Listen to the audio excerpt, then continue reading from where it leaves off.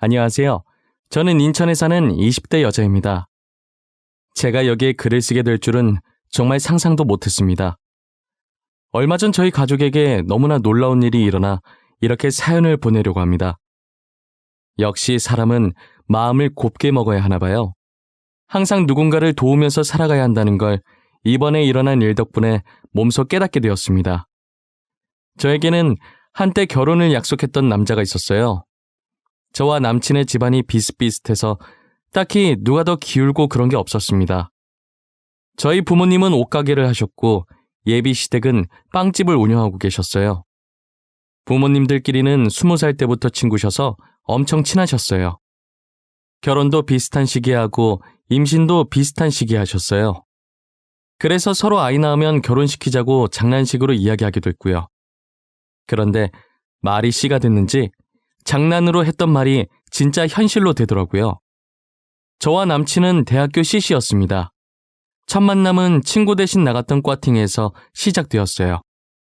아무래도 저는 친구 대신 나온 거라 재미가 없었어요. 뭐가 그렇게 신나는지 저 빼고 다들 웃음꽃이 피었더라고요. 그런데 그런 제게 계속 말 걸어주면서 세심하게 챙겨주는 사람이 있는 거예요. 그건 바로 제 남친이었는데요. 저는 남친의 다정한 매력에 관심이 갔어요. 이런 자리 많이 불편하시죠? 본인이 오고 싶어서 온 자리는 아닌 것 같은데. 네, 제가 친구 대신 온 거예요. 저는 그냥 빨리 집에 가고 싶네요. 조금만 더 힘내세요. 이제 어느 정도 각자 짝 찾는 것 같은데 곧 끝날 것 같아요. 저도 친구 대신 나온 거라 빨리 가고 싶네요. 정말 남친의 말이 끝나기가 무섭게 각자 마음 맞는 사람과 함께 나가더라고요. 나중에 보니 저희 둘만 덩그러니 가게에 남아 있었어요. 드디어 끝났다고 이제 나가자고 말하면서 괜히 어색하게 웃었어요. 집 가는 방향이 같아서 둘이서 나란히 가고 있었어요. 아무 말 없이 가기엔 조금 어색했는지 남친은 제게 자꾸 말을 걸더라고요. 이상한 말을 하지 않아서 싫진 않았어요. 엉뚱해 보이는 매력도 있었고요. 혹시 원래 인천 사셨어요? 보통 대학교는 전국에서 와서 지역이 다 다르더라고요. 근데 찬미 씨는 인천 사람 같아서요. 네, 저 인천 토박이에요. 어떻게 하셨지? 인천 사람도 사투리처럼 티나는 뭔가가 있어요?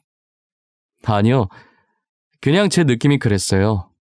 왠지 모르게 인천 사람일 것 같은? 그런 게 어딨어요. 근데 바로 맞추니까 신기하긴 하다. 저런 시덥지 않은 대화를 하면서 갈림길에서 헤어졌어요. 저희의 첫 만남은 그렇게 지나갔어요. 얼마 지나지 않아 남친과의 두 번째 만남이 있었는데요. 남친과 저는 과가 달라서 겹치는 수업이 잘 없어요. 유일하게 같은 수업을 듣는 게 있었는데 그게 교양 수업이었어요. 2인 1조로 조를 만들었어야 했는데 아는 사람이 한 명도 없더라고요. 어쩌지 하면서 애꿎은 손톱만 뜯고 있었는데 갑자기 누군가 제 옆에 앉더라고요. 찬미 씨 오랜만이네요. 뒷모습 보고 긴가민가 했는데 진짜 찬미 씨였구나. 그러게요. 진짜 오랜만이네요. 수혁 씨도 이 수업 들으세요? 네. 혹시 같이 할 사람 없으면 저랑 하실래요? 제가 이 수업에 친구가 없어서요. 아는 사람이라곤 찬미 씨뿐이라. 그렇게 저희는 같은 조가 되었습니다. 처음 과제한다고 만났을 땐 조원이 2명뿐이라 데이트 같은 기분이었어요. 그 뒤로는 조별 과제 핑계로 자주 붙어있게 되었고 서로 마음을 확인하고 만남을 가지게 되었어요. 저희 둘은 결국 이렇게 될 운명이었던 것 같습니다. 그러다 데이트를 하던 중 길에서 저희 부모님과 마주치게 되었어요. 그런데 부모님께서 남친한테 아는 척을 하시더니 남친도 저희 부모님을 보고 놀라더라고요. 어머, 이게 누구야? 우리 수혁이 아니야? 얘는 갈수록 더 잘생겨지네. 뭘 먹고 이렇게 잘생긴 거야? 안녕하세요. 너무 오랜만에 뵙는 거 아니에요? 그동안 잘 지내셨죠? 못 본 사이 더 젊어지셨어요. 뭐야, 엄마가 수혁이를 어떻게 알아? 너는 우리 엄마 어떻게 알아? 원래 알던 사이야? 어머니라고? 우리 엄마랑 친구분이신데? 나는 너네 둘이 왜 같이 있는지가 더 궁금해, 이 기집애야. 둘이 뭐야? 사귀는 거야? 팔짱까지 끼고 있네? 우린 그때 서로 부모님이 친구라는 것을 알게 되었습니다. 저희의 연애도 같이 들켜버렸고요. 그리고 얼마 후 결혼 얘기까지 오가고 있던 중이었죠. 저희 부모님과 저희 시부모님은 정말 사이가 좋으셨어요. 그 일이 있기 전까지 말이에요. 저희 부모님은 여느 때처럼 옷가게 오픈 준비를 하고 계셨대요. 평소 부모님께서 봉사활동도 많이 다니시고 기부도 종종 하셨습니다. 그래서 그런지 주변에 있는 노숙자들을 보면 무시를 못하셨어요. 뭐 하나라도 더 드리고 싶어서 난리시더라고요. 저희 엄마는 따뜻한 홍차를 타서 노숙자들에게 건네주시는 걸로 하루를 시작하십니다. 노숙자들은 엄마가 준 홍차를 받아들고 고맙다고 복 받으실 거라며 인사하고 가셨대요. 엄마는 줄 수 있는 게 따뜻한 홍차밖에 드릴 게 없다며 안타까워하셨어요. 그런데 한 노숙자가 홍차를 받아가는데 이 엄동설 안에 겉옷을 안 입고 있더래요.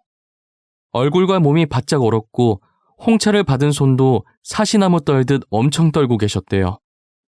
노숙자는 미안하지만 겉옷이 없다고 하나 얻을 수 없냐고 물어보셨다고 해요. 어머니는 바로 가게 안으로 들어가 진열되어 있던 패딩 중에 제일 큰 것을 꺼내서 노숙자에게 드렸다고 합니다. 아니 사장님, 이거 새 옷 아닌가요? 저는 불량품이나 안 입는 옷 아무거나 괜찮습니다. 무슨 소리세요? 따뜻한 게 제일이에요. 저 어르신 말대로 사장님이잖아요. 여기 있는 거 다 제 거예요. 이건 제가 드리는 선물이고요. 이 귀한 걸 제가 받아도 되나요? 이것도 다 돈 받고 파는 건데 너무 죄송해서 어째요? 자꾸 죄송하다고 하시네. 제가 진짜 선물로 드리고 싶어서 그래요. 제 마음이니까 그냥 받아주세요. 안 받아주시면 어르신이 제 마음 버리신 거예요. 결국 노숙자는 엄마를 꺾을 수 없어서 패딩을 받아들였다고 해요. 패딩을 받아든 노숙자가 미소를 짓는데 엄마가 살짝 뭉클했다고 하더라고요. 사장님, 정말 감사합니다. 덕분에 너무 따뜻해졌어요. 진짜 너무 감사합니다. 에이, 어르신, 더 이상 고마워하지 않으셔도 된다니까요. 따뜻하게 잘 입어주시기만 하세요. 저는 그거면 됐어요. 언젠간 사장님께서 제게 베푸신 복이 다시 사장님께 돌아갈 겁니다. 그리고 며칠을 부모님 가게를 서성이면서 고맙다고 인사하셨어요. 엄마는 그런 노숙자에게 장난스럽게 계속 인사하면 옷 다시 가져갈 거라고 하시고요. 어느 날 예비 시어머니가 아침 일찍부터 부모님 가게에 놀러 가셨나 봐요. 그리고는 가게 문 열고 노숙자에게 홍차를 나눠주고 있는 엄마를 한심하게 보셨대요. 야, 너는 청승맞게 노숙자한테 홍차나 나눠주고 있냐? 그렇게 잘해준다고 다시 되돌아오는 게 있긴 해? 난 무슨 대가를 바라고 하는 게 아니거든. 그냥 같이 살아가는 사람으로서 힘을 주고 싶은 것뿐이야. 네가 그래봤자 알아주는 사람 하나도 없다.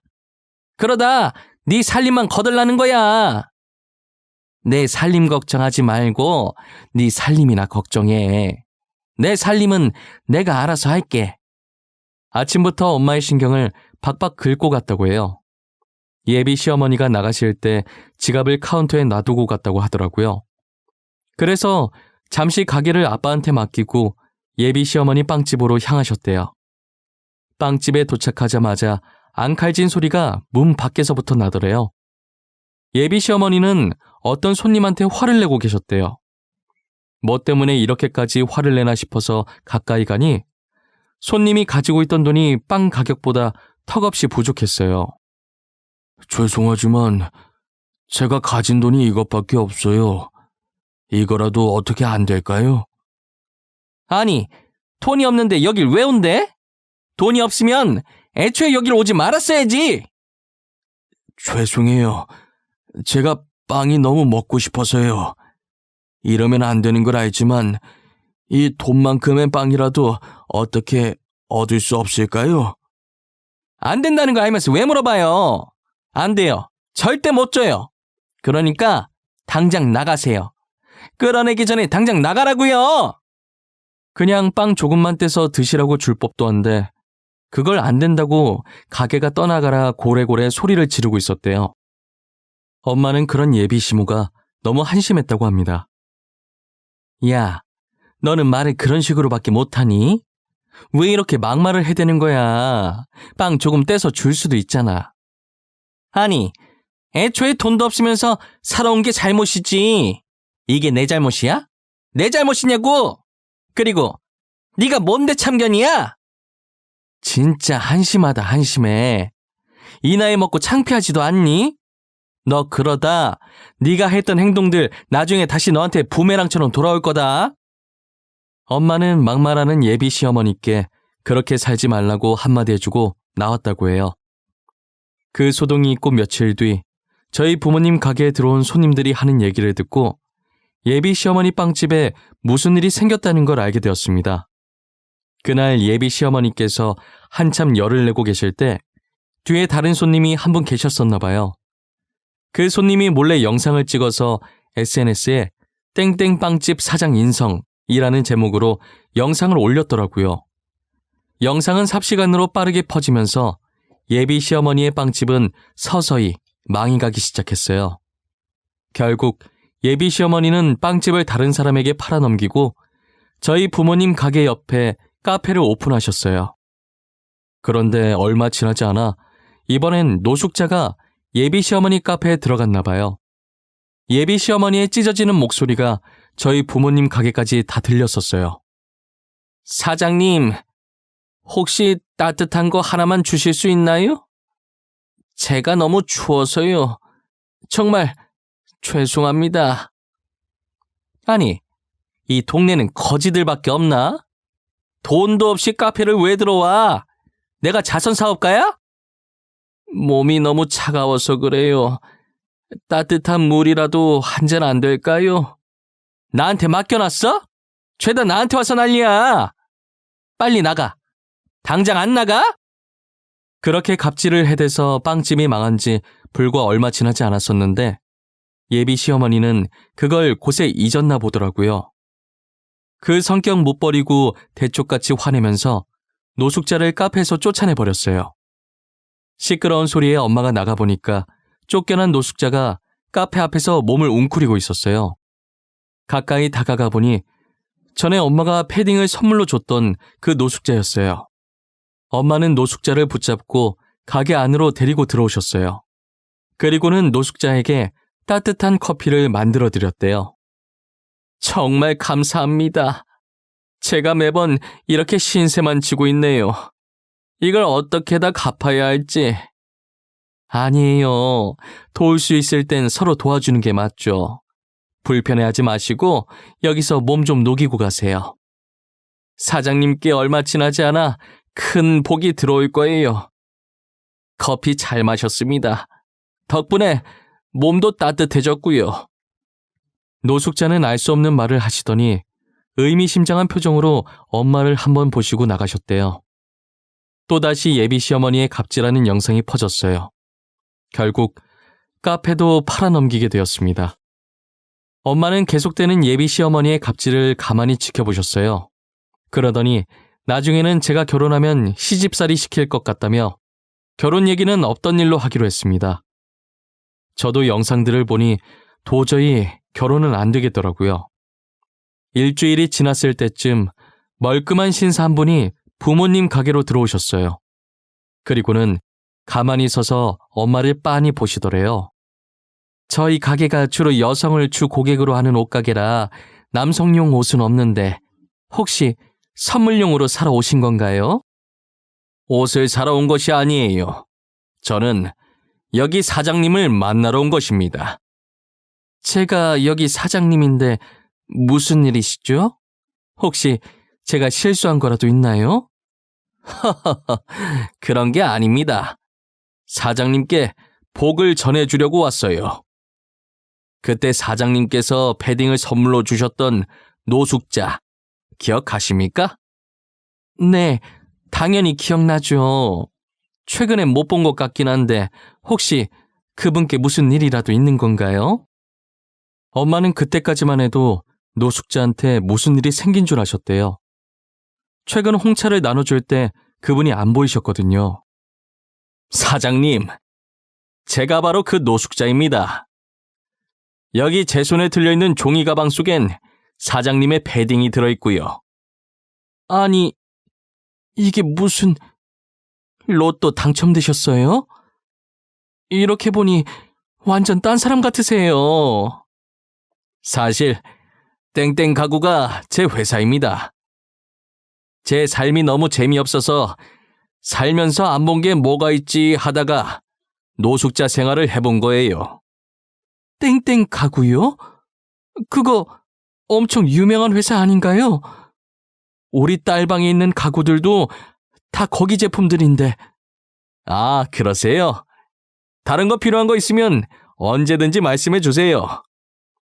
사장님께서 제게 그랬듯 저도 사장님께 선물을 드리고 싶습니다. 아유, 괜찮아요. 그런데 왜 저를 다시 찾아온 거예요? 패딩 돌려주시려고요? 패딩은 사장님께서 주신 선물인데 제가 잘 간직해야죠. 사실 제가 노숙자 생활하면서 이곳저곳 구걸을 많이 해봤는데 다 저를 내쫓았어요. 하지만 사장님만 저를 받아주셨죠. 그러더니 들고 있던 철가방을 어머니께 주셨대요. 꼭 자기가 가면 열어보라고 하시면서요. 이건 제가 사장님께 드리는 복입니다. 그동안 정말 감사했어요. 이건 제가 나가고 나면 그때 열어보십시오. 알겠어요. 종종 놀러 오세요. 또 따뜻한 홍차 맛있게 만들어서 드릴게요. 사장님 홍차 많이 생각날 겁니다. 다음에 다시 만나는 날이 오길 바랄게요. 엄마는 신사분이 가신 뒤에 가방을 열어보셨어요. 가방을 열어보는 순간 엄마는 지금 꿈을 꾸고 있는 줄 알았대요. 가방 속엔 돈뭉치로 가득 차 있었어요. 드라마에서만 보던 돈가방이었던 것이에요. 뒤늦게 정신 차린 엄마는 밖으로 나가보았지만 이미 신사분은 가고 없었죠. 그렇게 저희 가족은 순식간에 돈방석에 앉게 됐어요. 부모님 옷가게도 확장 이전하게 되었답니다. 간간히 시댁 식구들 소식을 듣고 있었는데요. 예비 시어머니 영상이 얼마나 인기가 좋았던지 얼굴이 알려져서 새로운 가게를 여는 족족 소문이 나서 망했대요. 그리고 저희 가족 소식을 들었는지 노숙자들만 쫓아다니면서 가식적으로 음식을 나눠주고 있다고 하더라고요. 하지만 돌아오는 것은 아무것도 없었다고 합니다. 정말 진심에서 우러나온 봉사를 해야 복이 오는 것이지 아무에게나 복이 다 가는 게 아니랍니다.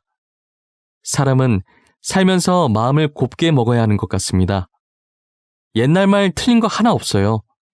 가는 말이 고와야 오는 말이 곱다는 속담이 괜히 있는 게 아니라니까요. 그리고 제게도 새로운 사랑이 찾아왔어요.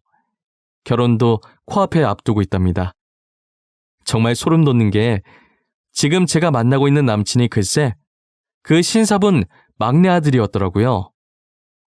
저도 몰랐다가 상견례 날 만나서 알게 되었어요. 저희 엄마가 음식을 대접하고 싶다고 상견례를 저희 집에서 했었어요.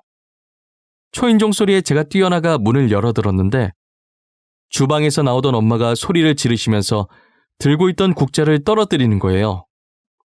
놀란 엄마의 시선이 신사분을 향해 있었어요. 하지만 신사분은 전혀 놀라지 않으시더라고요. 마치 다 알고 있었다는 듯이요. 여기서 또 반전이 있었습니다. 제가 남친과 만나게 된 게 도서관이었거든요. 평소 책을 좋아해서 도서관에 자주 가곤 했어요. 별다른 일 없으면 거의 도서관에 있다고 보면 될 정도로요. 알고 보니 남친을 그 도서관에 보낸 게 신사분, 그러니까 지금 저의 예비 시아버지였던 거예요. 엄마 가게에서 저를 몇 번 보고 마음에 들어서 일부러 자신의 막내 아들과 붙여놓은 거였어요. 이 사실을 상견례할 때 사람 좋은 미소로 아무렇지 않게 말씀해 주시는 겁니다. 저희 가족은 너무 놀라서 아무 말도 안 나왔어요. 남친은 처음에 이런 식으로 아버지가 주선하는 게 마음에 안 들었대요. 잠시 만나고 끝내자 생각했는데 의외로 저랑 잘 맞아서 계속 마음이 가더래요. 그리고 저희 부모님을 만나보니 되게 좋으신 분들이라 가족이 되면 좋겠다고 생각했대요. 이게 다 예비 시아버님의 큰 그림이셨어요. 이제껏 운명이라고 생각하며 신기했었는데 아버님의 짜여진 각본이었다고 생각하니 웃겼어요. 어떤 인연으로 만나게 되었든 지금 저희는 행복하게 결혼식 날짜만 세고 있답니다. 결혼하면 남친이랑 틈틈이 같이 봉사를 다닐까 생각하고 있어요. 여러분들도 대가를 바라지 말고 순수한 마음으로 어려운 사람들을 도우며 살아보세요. 그러면 언젠간 그 선행들이 다 여러분들에게 복으로 다시 돌아가게 될 거예요. 제 이야기는 여기까지입니다. 언제나 행복하세요. 감사합니다.